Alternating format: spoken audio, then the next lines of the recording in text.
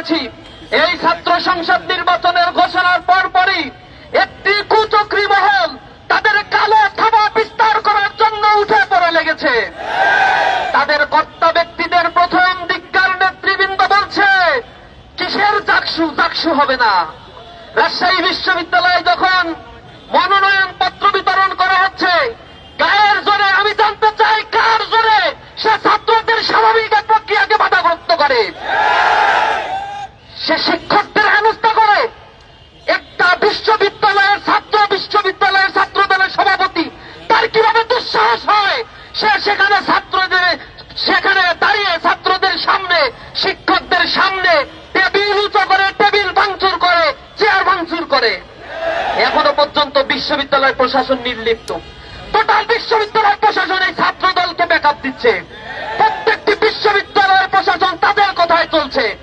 রাজশাহী বিশ্ববিদ্যালয়ে ডাকসু ইলেকশনের ডেট যখন ঘোষণা হয়েছে, এর পরবর্তী আমরা দেখেছি তারা আবেদন করেছে, সাথে সাথে তাদের আবেদন অ্যাকসেপ্ট করে সেখানে 15 দিন ডাকসুর নির্বাচনের ডেট পিছিয়ে দেওয়া হয়েছে। আমরা অবাক হয়ে যাই, কারোর সাথে কোনো আলোচনা ছাড়াই এ জাতীয় কর্মকাণ্ডগুলো আমাদের মনে গভীর উদ্বেগের সৃষ্টি করে। আপনারা দেখেছেন ঢাকা বিশ্ববিদ্যালয়ে ইসলামী ছাত্র শিবিরকে ঠেকানোর জন্য বামরাম এবং ছাত্রদল সব ঐক্যবদ্ধ একটা জোট হয়ে গিয়েছে। তারা বিশ্ববিদ্যালয় ভিসি প্রশাসন যখন আমাদের ডাকে, 20টা ছাত্র সংগঠন একসাথে হয়ে 3 ঘন্টা মিটিং করলে 2.5 ঘন্টা, 3 ঘন্টা শুধু ছাত্র শিবিরকে নিয়ে বক্তব্য রাখে। তারা ক্যাম্পাস কিভাবে ছাত্র সংগঠন পরিচালিত হবে, ক্যাম্পাসের ছাত্র রাজনীতি কিভাবে পরিচালিত হবে, সেই কথাবার্তার কোন নামগন্ধ নাই। সারাক্ষণ বুলিং, ট্যাগিং, হ্যারাসমেন্ট আর আদারিং এর সেই কুচক্রী রাজনীতি, সেই ফ্যাসিবাদের রাজনীতি পুনরুদ্ধারের জন্য এই একটি কুচক্রী মহল তারা উঠে পড়ে লেগেছে।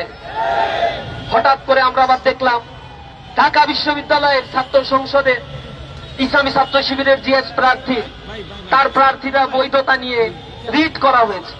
রিট করা হলো একটা ইস্যু নিয়ে, আর রিট করার সেখানে আদেশ দেওয়া হলো ডাকসু ইলেকশনকে পিছিয়ে দিতে হবে। কি কারণে, কার ইশারায় এই কাজটা করা হয়েছে? আমরা মনে করছি লন্ডনের ইশারায় এই জাতীয় কার্যক্রম পরিচালিত হচ্ছে। যেহেতু ঢাকা বিশ্ববিদ্যালয়ে এই ইলেকশন হওয়ার পেছনে নানা ধরনের ষড়যন্ত্র করে যখন তারা দেখছে আর হয় না, তখন তারা অন্য রকমের একটি চক্রান্তে মেতে উঠেছে। চেম্বার জজ যখন এইটাকে স্থগিত করেছে, তারা ক্যাম্পাসে আন্দোলন করছে। আন্দোলন করে তাদের বক্তব্য হচ্ছে প্রশাসন আইনজীবী হিসেবে কাকে নিয়োগ দিল, অথচ সেই আইনজীবী কিন্তু হঠাৎ করে যে সংকট তৈরি হয়েছে 1/2 ঘন্টার মধ্যে সেই সংকটের সমাধান করে দিয়েছে। তাদের আক্ষেপটা হলো কেন এটা সমাধান করা হইল, এজন্য তারা খুব আক্ষেপ করছে, মুখ শুকিয়ে গেছে। তাদের চক্রান্ত যে বাস্তবায়ন হয় নাই, এজন্য হাতে ঘা লেগেছে, কষ্ট পেয়েছে তারা। আমরা দীপ্তবান্তে বলে দিতে চাই, ডাকসু ইলেকশন সাধারণ ছাত্রদের পার্সেপশনের বিষয়। এখানে সুনির্দিষ্ট কোন গোষ্ঠীর তারপর ত্যাগ করার জন্য ডাকসু, রাকসু, চাকসু পাঞ্চালের চক্রান্ত কেউ যদি করে, ছাত্র সমাজ তা প্রতিরোধ করবে ইনশাআল্লাহ।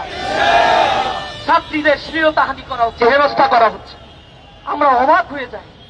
এই যে ছাত্রী, ঢাকা বিশ্ববিদ্যালয় এতদিন বলতো ঢাকা বিশ্ববিদ্যালয়ে ছাত্র শিবির ছাত্রীদের প্রমোট করে না। যখন ডাকসু ইলেকশনে প্যানেল দিল, তাদের ছবিগুলোকে বিকৃত করলো তারা। এরপরে ইসলামী ছাত্র শিবির কোনো প্রতিক্রিয়া জানায় নাই, শুধু লিখিত অভিযোগ দায়ের করেছে। দ্বিতীয় পর্যায়ে যখন দেখে আমাদের উত্তপ্ত করতে পারছে না, তখন এই ইলেকশন নিয়ে আমাদের প্রার্থী মেয়েদেরকে নিয়ে হাজার হাজার র্যাগিং, ট্যাগিং, বুলিং, মানে হ্যারাসমেন্টের শিকার করা হচ্ছে তাদেরকে। তাতে তাদের কোন ধরনের মুখ থেকে কথা বের হয় না, অথচ কার নামে কি ধরনের পোস্ট দেওয়া হয়েছে তার দায় চাপিয়ে ইসলামী ছাত্র শিবিরের বিরুদ্ধে তারা আন্দোলন করছে, তারা তাদের মতো কর্মসূচি পালন করছে। একটা ছাত্র সংগঠনের যদি নিজস্ব কর্মসূচি না থাকে, আমাদেরকে বলুন, আমরা কর্মসূচি বানিয়ে দেই। আপনার কর্মসূচি নাই, সারাক্ষণ শুধু ট্যাগিং আর বুলিং, আর দায় চাপানোর রাজনীতি নিয়ে এই ছাত্র সমাজ আপনাদেরকে আর পছন্দ করবে না। আমরা নারী হেনস্থাকারীর বিরুদ্ধে শাস্তির জন্য গতকাল রাতে সংবাদ সম্মেলন করে প্রশাসনের কাছে অভিযোগ দায়ের করেছি। অনতি বিলম্বে তাকে ধরতে হবে, শাস্তির আওতায় আনতে হবে। কার ইশারায় এই জাতীয় ট্যাগিং করা হয়েছে?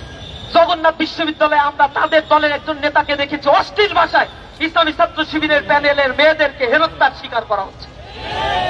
চট্টগ্রাম বিশ্ববিদ্যালয়ে সেখানে স্থানীয় সন্ত্রাসীরা ছাত্রদের উপরে হামলা করেছে, প্রশাসন নির্লিপ্ত। আমরা অবাকভাবে দেখছি বাংলাদেশ কৃষি বিশ্ববিদ্যালয়ের ছাত্ররা যৌক্তিক আন্দোলন করছে, সেখানে তাদের উপরে হামলা করা হচ্ছে। ক্যাম্পাসগুলো জুলাই পরবর্তী এখনো পর্যন্ত ইন্টারিম নিশ্চিত ছাত্রদের নিরাপত্তা নিশ্চিত করতে ব্যস্ত হয়েছে। আমরা লজ্জিত। আমরা ক্যাম্পাসে ছাত্রদের অধিকার ফিরে আসার জন্য ছাত্র বান্ধব কর্মসূচিতে বিশ্বাসী। আমরা বিশ্বাস করি প্রতিটা ক্যাম্পাসে যদি ছাত্র সংসদ নির্বাচন হয়ে নির্বাচিত প্রতিনিধিদের হাতে ক্ষমতা হস্তান্তর হয়, তাহলে ক্যাম্পাসে কেউ তাদের নিজস্ব এজেন্ডা বাস্তবায়ন করতে পারবে না। আমরা উদ্বেগের সাথে বলছি, 1990 সালের পরে একটা দল 10 বছর ক্ষমতায় ছিল, কিন্তু 10 বছরের মধ্যে একটা ক্যাম্পাসে তারা ছাত্র সংসদ নির্বাচন দেয় নাই।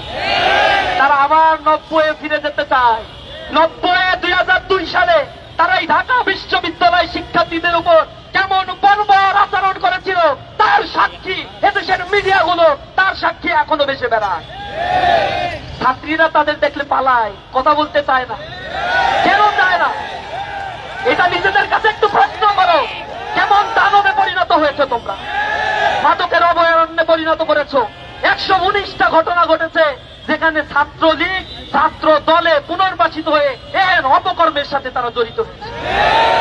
অস্ত্রবাজি, চাঁদাবাজি, ধর্ষণ, গুম, সকল লোপাটের রাজনীতি যদি তোমরা অব্যাহত রাখো, তাহলে অপেক্ষা করো সময় কাউকে ছাড় দিয়ে কথা বলবে না ইনশাআল্লাহ। মিথ্যাচারের রাজনীতি বন্ধ করে নিজস্ব এজেন্ডা নিয়ে রাজনীতি করো। ছাত্ররা এখন সচেতন। ছাত্ররা ব্যালটের মাধ্যমে জবাব দিবে। ছাত্ররা কর্মসূচির মাধ্যমে সিদ্ধান্ত নেয় কারা আগামীর বাংলাদেশকে নিরাপদ করতে পারে। আজকের এই প্রোগ্রামে যারা উপস্থিত হয়েছেন, প্রিয় সাংবাদিক বন্ধুগণ, উপস্থিত সব